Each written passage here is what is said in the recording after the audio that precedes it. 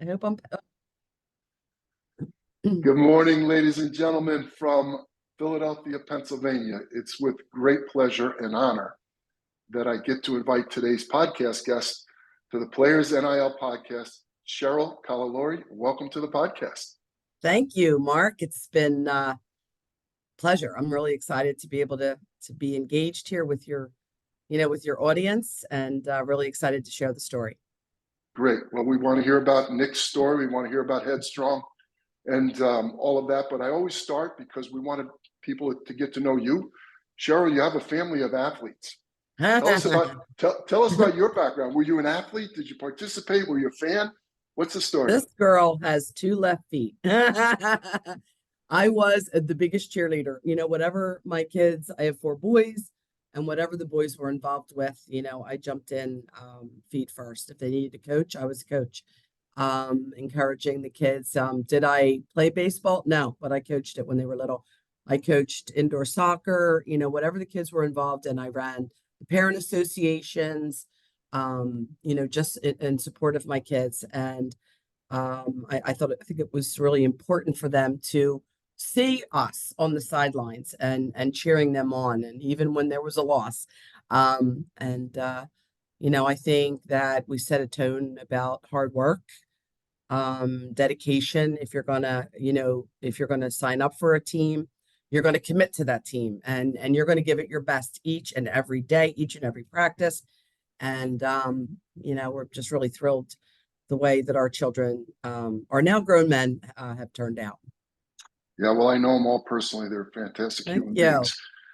So the first principle of our business is, how do you use athletics to better your life? And so you just mentioned a little bit some of the life skills that you imparted upon not just your boys, but probably all of the boys on the teams and the kids that you coach. But how did sports give you that platform? In other words, what were the life lessons that you were trying to impart? Not just hard work and teamwork, but as a parent, as a community member, why'd you choose sports, or why'd they choose sports? Could have been art, could have been science, could have been Right. math, whatever, Yeah. but it was It's wherever, sports. wherever their interests lie, I feel. Um, you know, Having the boys and four boys in close proximity in age, we knew that we had to get them involved in something, because otherwise trouble was going to follow them. And we just went right around the calendar. They started at a very young age, and they enjoyed it as much as we did. And the expectations were not that we were going to have superstars. We wanted to be able to teach the kids, like I said, time management, a team, a network, opportunity to make friends, and to grow and to mature. And really, through sport, they were able to accomplish that. We found this niche in lacrosse, but my sons were three sport athletes, all through a high school. We didn't want them to just limit themselves. We wanted them to be very well rounded. Um, you know, it's amazing feeling as a parent to see your child excel, on and off the field, right? Field's important, but to take those skills off the field too is, really important. I think we kind of said to our kids, it's about being better. It's about being better citizens. It's about being, sport is huge, but it's beyond the field. What you learn through sport, how can you implement that into your everyday living? And to me, it's always about it's more than sport. It's more than, and so, I think that I didn't harp on it. It just kind of happened naturally. And the boys ended up teaching me, quite a few valuable lessons, just the importance of team and the camaraderie. And, at the darkest point in our life, when Nick was diagnosed with cancer, it was the team that saved us. I get choked up, that rallied around us, and really embraced us, and held us up and gave us the strength, to get through each day. And I'll never forget that. I'll never forget the love that was displayed to not just Nick, but to our entire family. Yeah, it's a tough one, but for our audience members that don't know the story of Nick, Yeah. share with us. Nick was a tremendous human being well before he was diagnosed with cancer. He was the consummate teammate, right? He was like a Pied Piper. Everybody knew Nick, and everybody really respected Nick because of the intensity, um, that the level that he played at. He played well beyond his stature or his build. In his mind, he was so powerful, and it emulated on the field. He was an incredible athlete, a very humble athlete, and his biggest competitor was himself. He was a selfless player and all about team. He stepped on that field, whether it be a practice or um, a game, and man, just true heart and determination. He would do anything for the win. He was not a very gracious loser, but he was able to elevate the players around him, and started at a young age. When he was 5 years old, he said to me, "I want to swim on the swim team." I'm like, "Okay." He was MVP of the league. He broke records. Like I'm looking at in the pool at this kid, and I remember the champion. It was a championship game, a meet, and he said, "See that kid? He's going down." I said, "Nick, this kid holds. He swims all year. This is your first time in the pool." He said, "He's going down." Nicholas won, and that's kind of it was everything. He played baseball. He's like, "I think I'm going to pitch." He never pitched before. Ended up being the star pitcher. He just went on and on and on. And actually, he played soccer, and he played on an elite team all through his early years, even into his middle school years. Came home one day, and because I thought this was going to be a scholarship, he comes home. He says, I don't want to do this anymore. I want to play football." I said, "What? You're kidding me." Um, so he did. He played football. Ended up being all state, all Delco. He was honored by the Eagles for the best football player in 3 states: New Jersey, Pennsylvania, and Delaware. Um, you know, and he really loved the defense, and he loved football. But as a matter of fact, you see that football behind me was during his illness. We got it. Penn State sent us a note, sent a note. Went to the hospital with us for every round. Anyway, I guess about 8 or 9 years old, he was introduced to lacrosse, loved it. Played on a club team, played on the rec team, played on the club team, and then played on an elite team. And Nicholas and Michael played together. Michael always happened to play up, and it was a great opportunity because they were able to be together.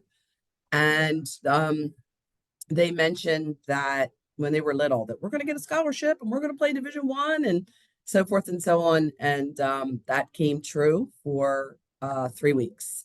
Michael's freshman year, Nick's sophomore year, after an acute, sudden onset of symptoms, allergy-like symptoms, Nick was diagnosed with an acute lymphoma. And I think I was so taken back because as a freshman at Hofstra, they were #2 in the nation at the time, 18 All-Americans. Nicholas played in all 17 games of his freshman year. That's almost unheard of.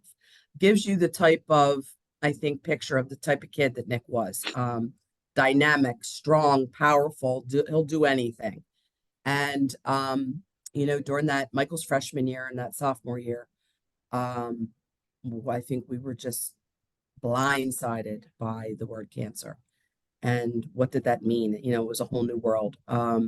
He immediately began treatment. He battled for 14 months, ups and the highs and the lows. And, he just had one treatment after another, including bone marrow transplant, 7 weeks of radiation. It was very difficult. Can we pause for 1 second? I need to tell my team to quiet down. Hey guys, I'm doing the podcast live, and I can hear a bunch of noises. If we can be quiet, thanks. Sorry about that. I got a noisy group. It's okay. And so Nicholas, type of kid that he was, we were at Hofstra my husband and I, sharing the news about Nick, to him and Michael, and he immediately said, "I need to tell the team." My husband and I stood up to go with him, and he said, "No, I got this. I want to talk to my brothers."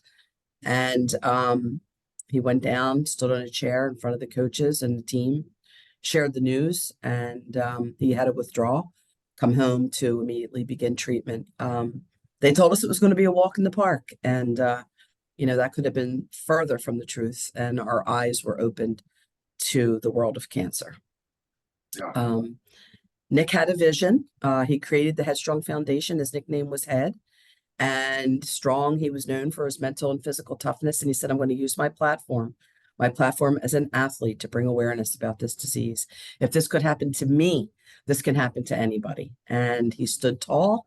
He stood on the sidelines. He captured the nation with his heroics. He was my hero. He was so brave, wasn't afraid, wasn't hiding, wasn't pouting, wasn't negative, but embraced this. Like, this has happened for a reason, and I'm going to make the best of the opportunity. Created the organization, giving athletes an opportunity to embrace the greater good, to elevate their play and play for something besides themselves. And that something was the cancer community. And here we are 17 years later, $30 million raised. Through athletics, through sport, we have touched over 31,000 patients, and that number changes each and every day. It's an unbelievable story, and I know it well. I always say that the two greatest things that parents can give their kids are confidence and opportunity. And again, we do it through sports or math, science, travel. In this case, it struck me as I was thinking about this podcast, is Nick gave you confidence and opportunity. You know what? Nicholas gave me a vehicle, right, to learn how to live without him.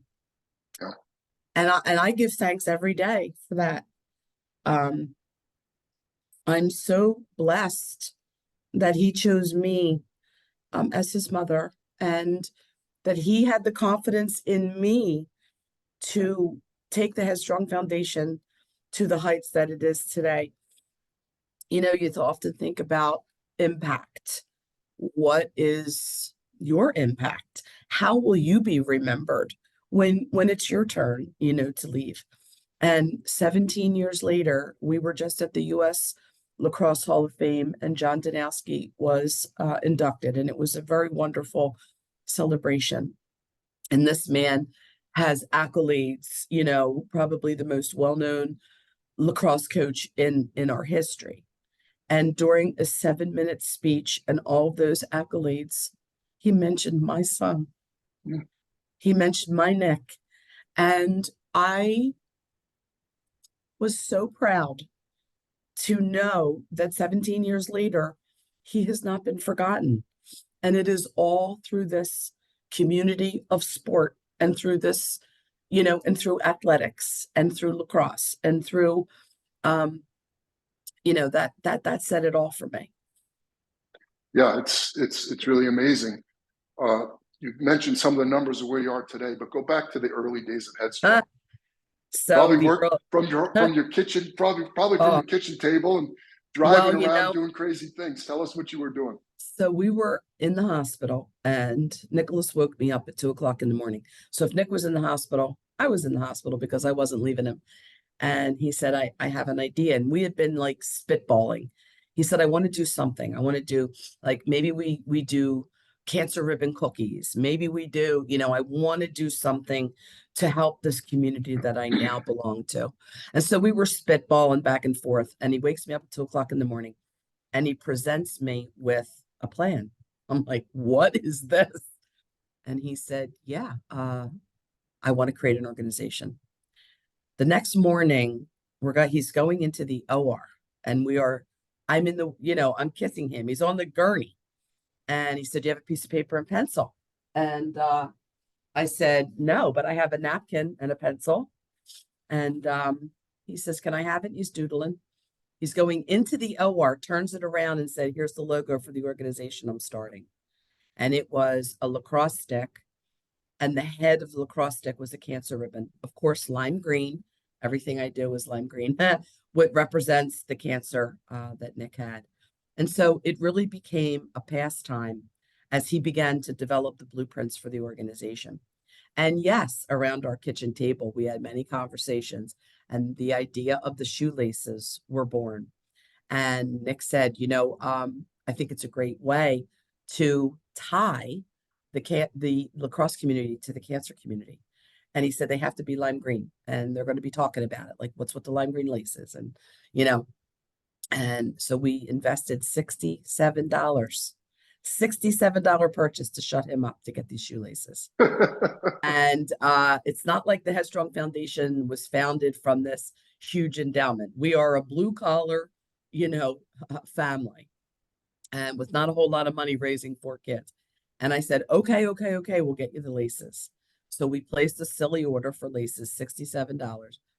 Next thing you know, Drexel's banging at the door, Chris Bates, who heavily recruited the boys and was very supportive during Nick's illness and said, I want to be the first team in the laces. He was playing Virginia that Saturday, and they were the national champs. Of course, Drexel was the underdog, right? And the game was on ESPNU, and Quinn Kesenich was the commentator, and everybody's questioning, like, what is with the lime green laces in Drexel? What is going on? What is going on? So he did some digging and found out that it was for Nick, and he talked about what was going on with his health battle and the organization that he was creating. And Drexel upset Virginia, and they claim that those laces had some powers that were far and the rest is history. And but what most important, like the selfishness of Nick, we were leaving the hospital on hospice. What does that even mean? I don't know. Nick said, Mom, we're in the car. And he said 3 things I want to talk about. I want to be buried in my Hofstra uniform. I would like to have a scholarship at our local high school in my name so that other athletes that bleed green will benefit from my life. But most importantly, I need you to take the Headstrong Foundation to the heights that it belongs. I said, what? And he said, my death is not going to be in vain. I want those that follow in my footsteps to benefit from my life. And I thought, what a selfless act at a time where it should be about him. It was about everybody except him. And I think that he knew that we needed something to be able to fill this void that we still deal with today. And it's just unbelievable what we've been able to accomplish in Nick's name.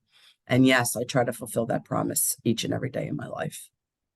Yeah, it's heart-wrenching, but it's exhilarating too, right? It's unbelievable. The reward, Back, that I get from people, remembering Nick or doing something in his name, or even in honor of someone that they've lost or someone that they know that's fighting, and allowing us to pay it forward, has been the greatest reward of my life. So, the second principle of our business is how do you use athletics to better the lives of the people around you? I don't think anyone envisions this plan. This wasn't my plan. But and I use the word legacy. Okay. What's your legacy? So I heard about the numbers. Tell us, what is Nick's House? Tell us, what does Headstrong do with their funds? How are you actually helping to support the cancer community? Yes. Well, having lived this, we certainly have a very personalized perspective, right? We are empathetic. We understand it. We understand the complexities of this disease.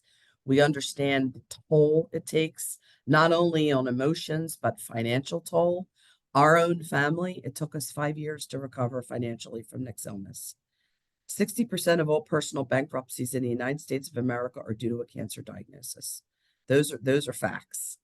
And as a parent, okay, I had to take a leave of absence from work. So that leave of absence is unpaid.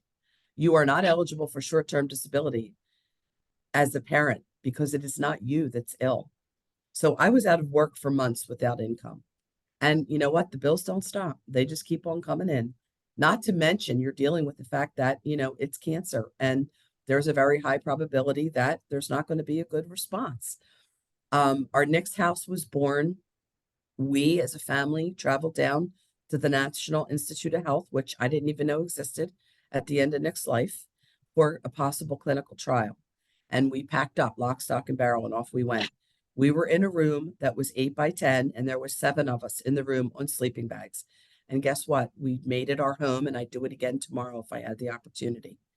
And we thought to ourselves, if we could ever make something better, make it like someone could have a home while they were experiencing treatment. Why don't we explore that? And we did. And in 2011, we opened our first Nick's house. And, it was really just so amazing to give people access to care and the affordability because it's free of charge. And in 2018, we opened our Swarthmore property. It's about $2 million value at this point. And we can host 7 families traveling into Philadelphia for advanced cancer care. The families stay free of charge. And by the time they get to us, they are here on a wing and a prayer. Their wallets are emptied. They don't know a soul, but there's a possibility of a remission located here in Philadelphia. And so we proudly offer that. And it is a wonderful feeling to go there. The home is filled with love and warmth, and we welcome families with open arms. We provide everything necessary for them. If they need to work, there's an office. If they need to work out and stay mentally and physically strong, there's a gym. They become part of a community, and so they're not really alone. And it really is. I was there yesterday, and I'll be there later on today, but it's just a wonderful feeling. And we know that we do this really, really well. And so, thanks to the help of our supporters, we proudly secured another property in Boston that we are working on currently, and we hope to open in early spring. It is a 9-bedroom, 3-bath property, has an office, a fitness center, and we will welcome families. Right now, there's a 4.5 month waiting list for housing in the Boston area. And that's a disgrace to me. And to stay in a hotel, it's $400 a night is a cheap hotel. Where do you come up with those funds? It's almost impossible. So Nick's House will welcome families just like we do here in Philadelphia, and we provide access to care and giving people the opportunity for a better outcome. And we want to continue that footprint throughout the United States. We want to align ourselves, our long-term vision, to align ourselves with all of the nationally recognized cancer institutions through the United States. And, our sport and our athletic community is helping us achieve this goal. And it's a very important goal. And it's the difference between life and death for many families. And it's just been an absolute, privilege to be able to bring this to fruition. And make new friends in that Boston area. There's a lot of colleges there. Athletics are vibrant.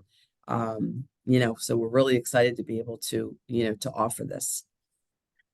Yeah, I mean, you've made my job easy today, Cheryl. I just put the quarter in and let you go. I'm But sorry. I I hope will. I'm not talking too much. As you can tell, No, it's my favorite subject. I think we've known each other for. Keeping Nick's legacy alive Yeah, is what I live for, to sure. be honest. Well, you and your whole family and your staff, Yeah. and I think I've known you for about 15 years. You and your family, our boys played together at Hofstra, and I was fortunate enough to have my son Coleman wear Nick's jersey Yep. That as an still honored continued. And that as still an honored continues senior at today. Hofstra. Yeah, unbelievable. Amazing. Incredible honor, and I know he very much cherishes that. I Thank think you. Nick's legacy is intact. Your legacy, your family's legacy, the foundation's legacy is intact. If people want to donate, if they want to learn more, where should they go? How can they connect? Yeah. Just go to headstrong.org and all the information that they need is right there. And, we've made it easy for people to use. We made it easy for athletes to use their platforms. We have 2 really large or 3 really large fundraising opportunities that go out through all the years. Mustache Madness is in the fall. And we had 4,000 lacrosse players growing their mustaches in honor of the Headstrong Foundation's mission of improving lives affected by cancer. And right now we're going into the female, the girls, and it's Game Hair Havoc. So the girls for a month can, choose a date, a game, whatever, style their hair for those that have lost their hair. And there's a simple, fundraising component that they can activate and invite their community to support. Sorry, I'm a little bit hoarse today. And then, of course, we have our Attack Cancer campaign for our younger athletes, our high school athletes, and they too can use their platforms. And, it's just to uplift someone in their darkest days. And through this sport, we have been able to do that. So they are an integral part of our success. And, we're just, very grateful for that. Unbelievable. Yeah. Cheryl Colleluori, you've been an amazing guest. You do an amazing job. we we all cheer for you, and I want to thank you for being a guest on my podcast today. Thank you so much for this opportunity. Good luck this season.